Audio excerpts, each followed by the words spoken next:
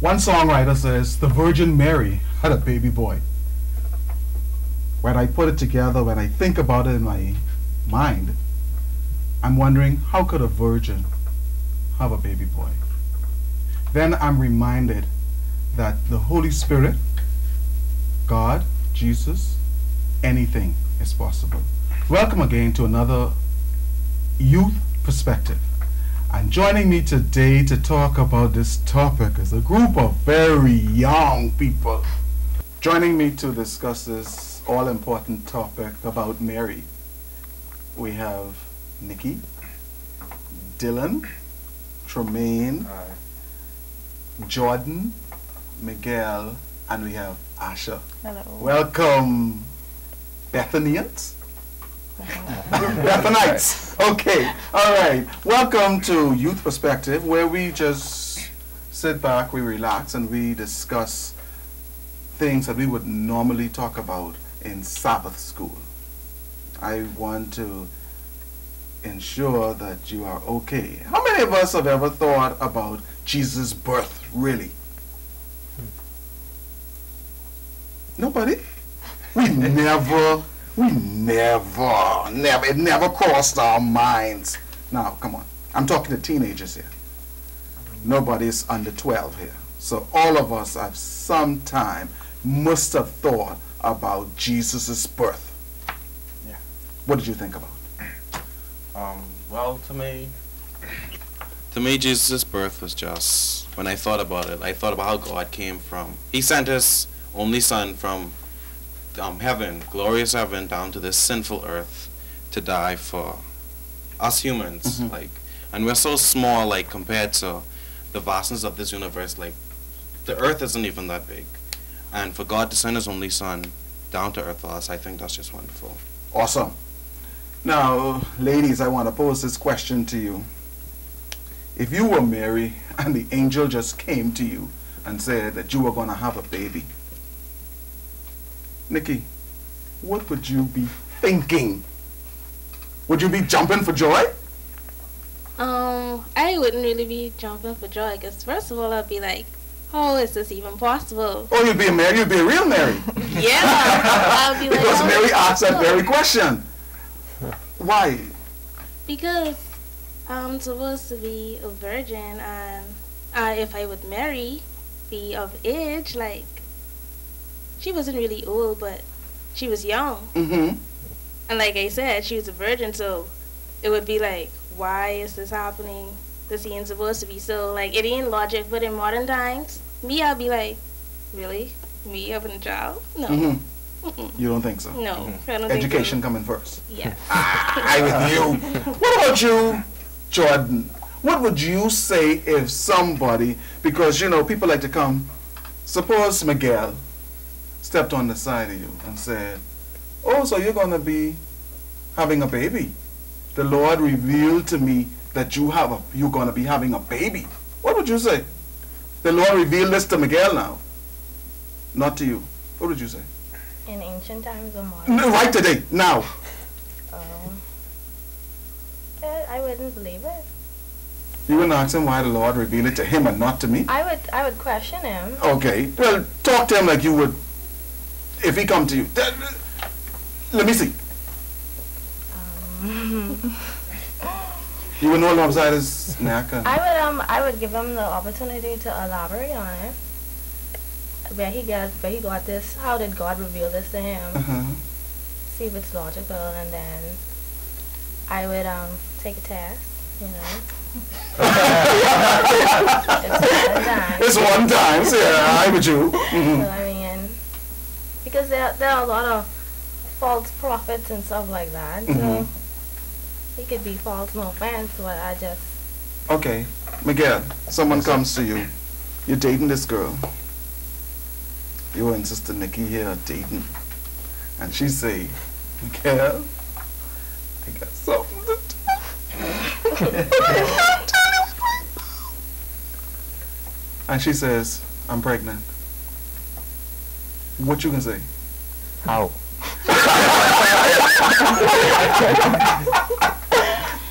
Yeah? I'd be like, how if we had no contact or anything. I mean, how is it possible? Okay, all right. I'd be lost for words. Okay, I understand that. But really and truthfully now, come on, let's really come down. We're on the block sitting down, quarterly's dropped. We're talking. Tell me, what was your impression? What come to mind when you found out the real grit that Mary was a virgin, her and Joseph had no contact? Young brother Colmo, what went through your mind? Well, my first response would be, who is the daddy? And like before she tell me it's the Holy Ghost. And then when she tell me that, I wouldn't believe it because I don't think God will like impregnate a woman on earth. So you'd be like the real Joseph back then, thinking that this cannot really be possible. Okay, how many of us have known anybody out of wedlock who's had a child? Okay, almost all of us. Oh, I just want to wonder. Almost all of us know somebody who's had a child out of wedlock. All of the stuff aside, you're already pregnant. Joseph decides that he's going to marry you. You're moving about because you understand that Herod the king, he's going to kill all the baby boys that are born. So you're moving about. You know you're going to have a baby boy. There's no room in the inn. I'm certain that your father has told you, all of your fathers have told you, that you ought to be able to take care of the woman that you would eventually marry. And so what do you do as a man, as a young man? You're young. You're probably my age. But you're young, and what do you do? Brother Notes, Tremaine, sorry. I mean, you mean as if I were Joseph? If you were Joseph, what do you do? It's already known that your girlfriend, fiance now is pregnant and is about to have a baby, but you need to protect this child. You eventually marries Mary, but you need to protect this child because the devil has already gotten into somebody to take this child away from you. Well, I think the first thing that I would do is to try and find a safe place for the child. Mm-hmm. But that safe place is a stable. Well, I mean, it was God's plan to get Mary pregnant in the first place. Right. And if he said that this was his son, then I would have faith that even though it's a stable and there may not be much protection, that God would be the ultimate protection in the end, and he would keep the devil from Remember getting now the child. that you didn't believe at first. So now, the angels now from heaven, they're coming, they're singing this chorus, they're singing. Wasn't that a grand and glorious occasion? That the angels are coming now and singing and telling other people about this Christ that is to be born.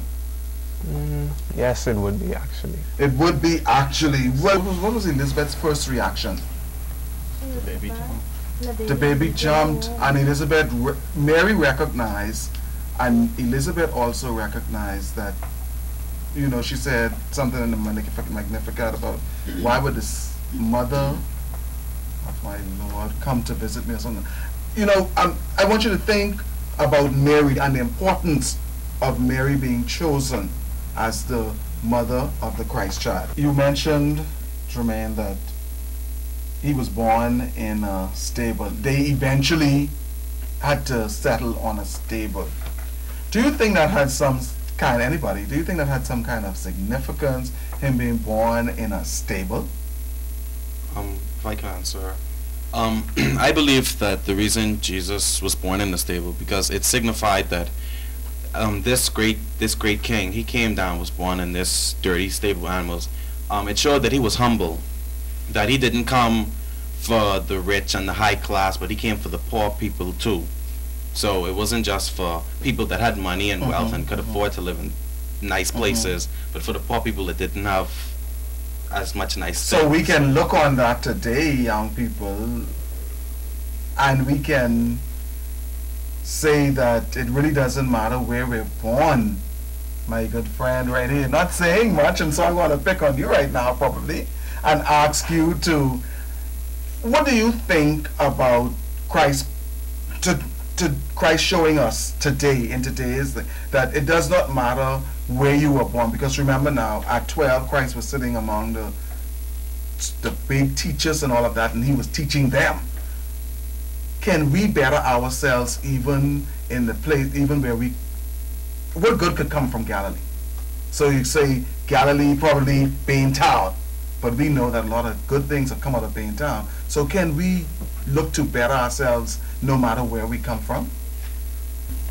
I think it doesn't matter where you come from. I think you can come from a rough neighborhood and you can still be successful.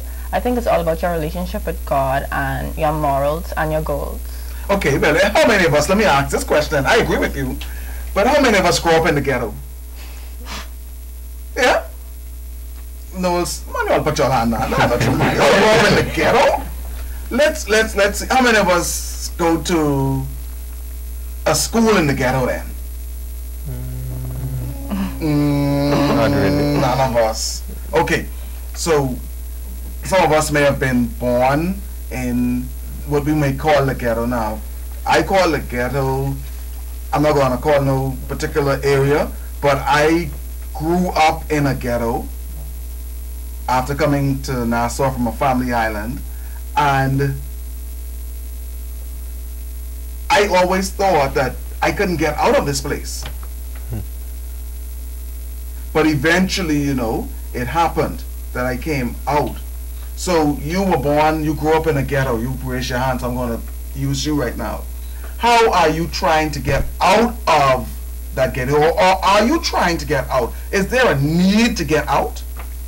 I'm not really trying to get out of it, because it may be weird, but I actually like the area. Okay. Because living there all somewhere. those years, I'm like used to it. So I think if I'm accustomed to an area like that, if I were to move out, I wouldn't be happy. No? No, would not. Okay. So you better be telling your parents you just made some new friends and all that stuff and you need to stay. But you know, we're coming now to where Jesus was born. You know, Jesus moved a couple of times, 1 or 2 times. How does it feel when you have to move? Anybody's moved from where they probably were born or grew up and created some friends and then moved to a different location? How did that make you feel? I mean, it depends on where you're moving. I mean, like, if you were in a... Okay, stop. Right. Did you have friends where you were living first? Yeah. So, what made you say it depends? You were going to say something else. What made you say it depends? If it's an upgrade. Yes, sir. Okay, so your parents upgraded. Yeah. Oh. Okay, so think of Jesus now. I like that answer. Think of Jesus. Right. He was born in where? In a stable. So. Do you think when his parents moved somewhere else, they upgraded? Probably not everywhere they went. Well, they would have upgraded because they would have upgraded from the stable. Yeah. However, the thing is, Mary and Joseph, like our parents today, they really wanted the best for their children. Sure. Now, Miguel, or anybody, think of it. I want to ask this question. Why do you think Mary was so special and she was chosen?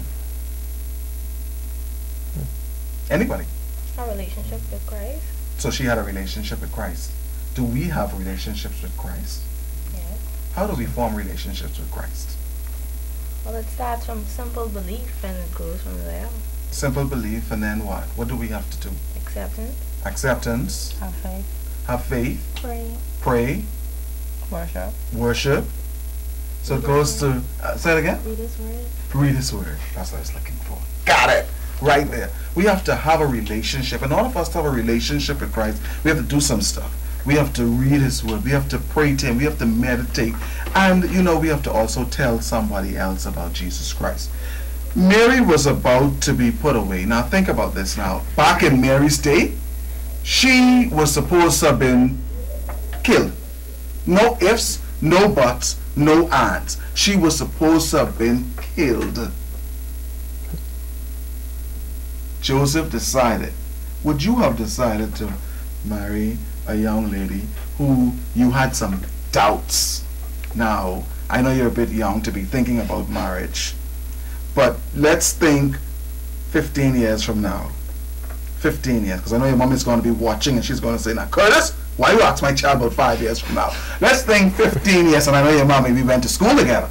So, let's think 15 years from now, and you're looking for a wife, and this young lady, 17, 18, 20, whatever, walks up and she says she's pregnant. You go marry her. And you know you ain't been there. Oh, did I say that? Yeah, you ain't been there. Personally, I would think about marrying her because I wouldn't want the child to grow up without a father figure. Okay, go ahead. I'm not laughing at you, you know. I'm not. No, go ahead. That's it. You think about marrying her because you don't want the child to grow up without a father. And so, do you think that's what Joseph did? Do you think that was one of the things that was on Joseph's mind to save Mary from this disgrace? I don't think so. You think so? I don't think so. You don't think so? What do you think? Because I think that after the angel came to him and told him that it was God's will, I think he had faith that it was God's will and that he should still marry her because he loved her. Okay, he should still marry her because he loved her. After the angel would have come and spoken with him, because you know the angel did come and speak with him, and then I guess he had a vision or something, some kind. But was no really an answer for Mary?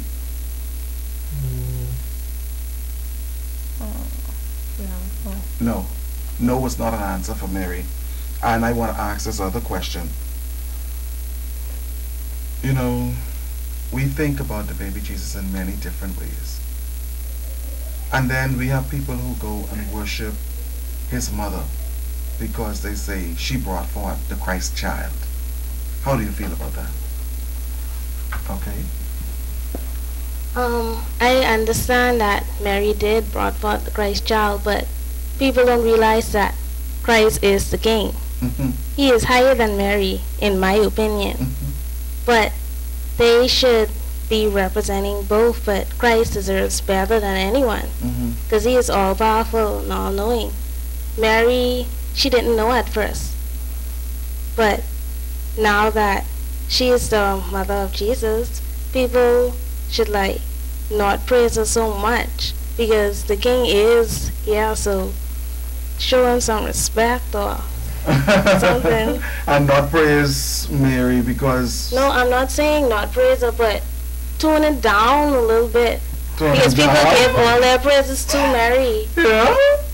We want to tone it down. Miguel, I see you want to say something. I was saying that she was just a servant used by God, so people shouldn't really give her all the praise because God is the one who deserves it. Does she deserve any praise? No. That was a blunt no. Why? Because like Miguel said, she was used by God. She was blessed to carry baby Jesus. She's not worthy of the praise. Okay. So she shouldn't be praised. Okay. And I think it's wrong that you people think praise it's her. wrong Right. that people praise her? She should be respected though. I mean, she should be known. She's known as Mary, the mother of Jesus. Right. That's how she's labeled. Right. You completed your task, you know. At the tomb, though. And Let's go to the tomb as we wind down this lesson. I agree with you, you know. Okay. I agree with you too. I'm agreeing with you that, like you and I in modern day, we are vessels. We have our job descriptions, each of us. And we should be out there bringing others and glorifying God, helping others to come to know Jesus. And we shouldn't be expecting any particular praise for that. When Jesus was going to be crucified, people wanted to know about Mary. Do you think she should still have been looked upon as the mother of Jesus, as an older person? Think about your mothers today. And if something were to happen to you, what would your mommy do? You've had an accident at school. Have you ever had an accident at school? No. I had an accident sports-wise. Sports-wise. And what did your mommy do? Well, it was kind of my fault, so I kind of took the blame for it.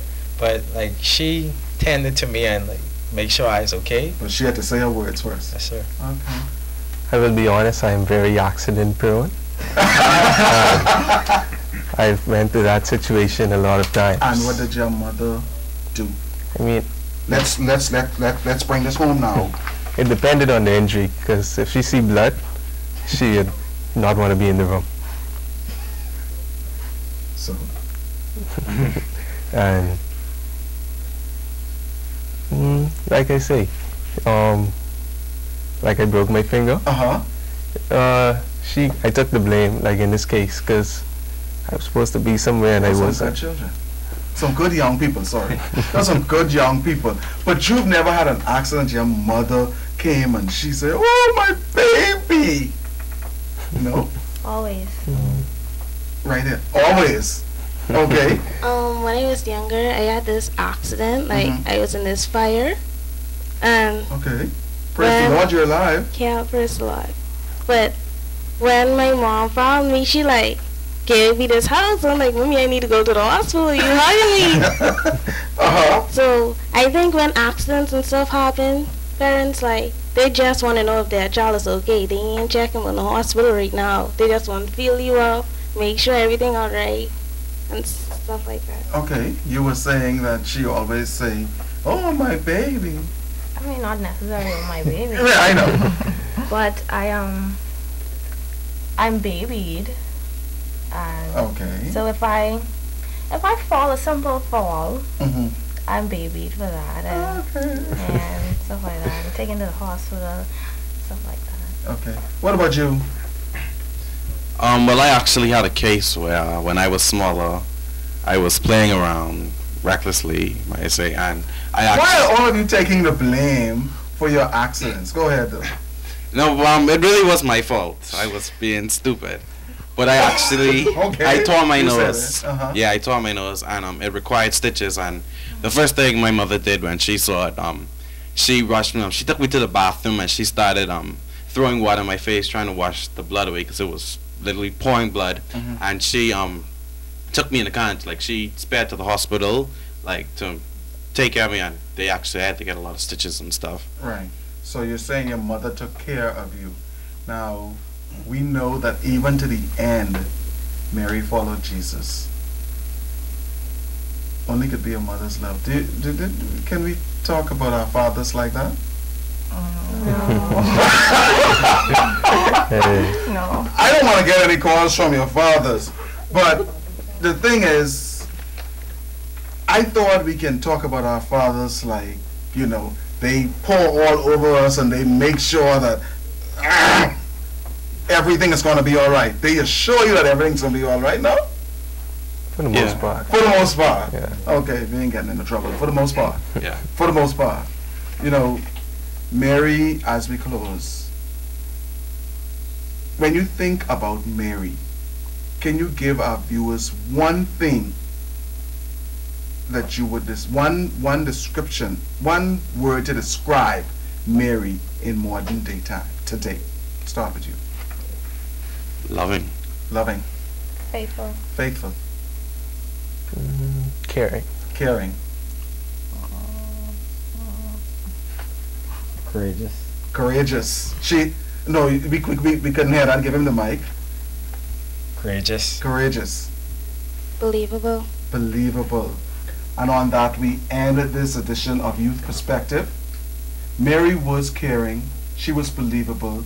She was loving. She was courageous. She was everything and then some. Are we really fitting the bill? Are we doing what God has called us to do? The stories of Matthew chapter 1 and those that go on in Luke all tell us about the birth of this Christ child. But when we read Revelation and we read the end of the book, he came once. There was no glory. People didn't even realize that he was coming. But he is going to come again, and the good book says that he is going to come and every eye will see him. The young people at my church say, I serve Jesus. Who do you serve? Why not join us this Sabbath as we celebrate Jesus and we study his word at one of our churches here in New Providence or on the Family Island. Thank you for joining us on another Youth Perspective.